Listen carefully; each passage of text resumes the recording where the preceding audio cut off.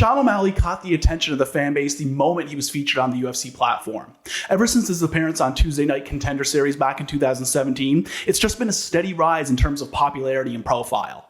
He came into the UFC with a following, and that following has increased exponentially over the past 5 years, and he's without question one of the most popular fighters on the roster right now. With the kind of popularity he's acquired, coupled with his public image and demeanor, he's the type of fighter who no doubt has a lot of fans, but with that comes a lot of detractors as well.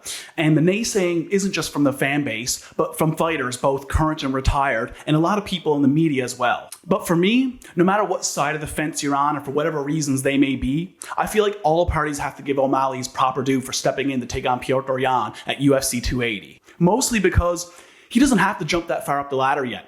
O'Malley has more leverage than your average UFC fighter and is certainly in a position to be more selective in the matchups he's taking at this juncture. Some would suggest that it would be wiser for him to do what he's done so far, which is go with a more progressive step up in competition with each outing, gaining more experience along the way, better preparing him for the elite of one of the most talent-rich divisions in the sport. But instead, Suga's saying to hell with that, betting on himself and taking on the single most dangerous fight available to him against Petr Yan, the former Bantamweight champion, and in my opinion, one of the scariest fighters on the UFC roster. I think the fact that he's jumping in the deep end of the pool speaks volumes about where he is mentally, as well as the belief he and his team has in his ability right now.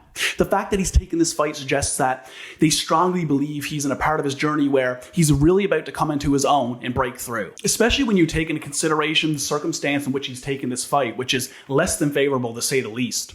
I've always believed that the atmosphere and the city you're competing in and the travel plays a much bigger part in things than people give it credit for. For a lot of fighters, there's comfort with familiarity, all things to do with the preparation and the competition itself. And every single one of Sean O'Malley's UFC fights have taken place in Las Vegas, either at the T-Mobile Arena or the Apex Center. This isn't all fighters, of course, but for many, the routine of the travel and the destination can be something that favors them.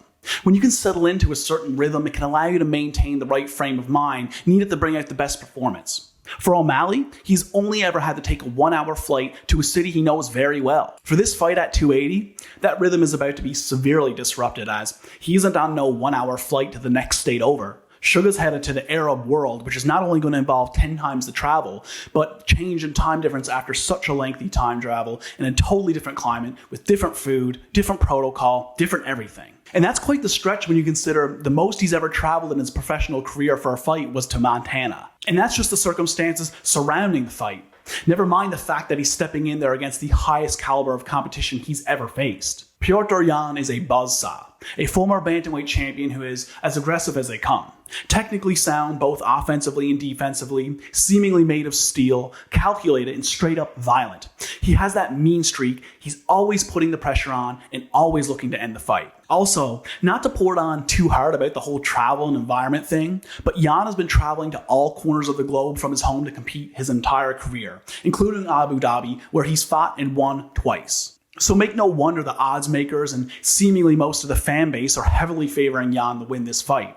It makes perfect sense. He's been amongst the elite for a few years now, whereas Suga is jumping in for the very first time. There's no doubt O'Malley would be better served to have a few more fights, progressively making his way up the ladder before getting in there against a guy like Yan. But personally, and this is pure speculation, but I believe O'Malley and his team saw something in Yan's last fight against Sterling that gave them confidence they could win this fight. Not to say that they didn't believe they could beat him before that, but I think that Yan's last fight showed them something that excited them and really made them believe they're going to win this fight. I recently went back and watched all of Suga's UFC fights, and while there were noticeable improvements to his game in each one, the most improved quality that was most evident to me upon watching them back was the increase in confidence he exuded each outing. Suga is a fighter who is in the rare percentile of rangy fighters that actually uses his length very well. He manages his distance and his space well. He has a variety of feints that every one of his opponents he fought bites on. He has deceptively big power. He's accurate and he's very fast. He will have a big time reach advantage on Yan.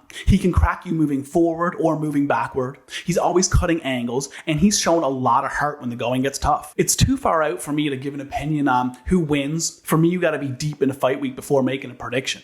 But what I do know is this: whether O'Malley goes in there and shocks the world by styling on Yan, or if he goes in there and doesn't make it out of the first round against the former champion, the guy deserves credit and respect no matter what the outcome is. The fact that he's taken this fight at this point says a lot about him. And win or lose, the future is bright for this rising star. Either way, onward it goes. The next installment of The Suga Show.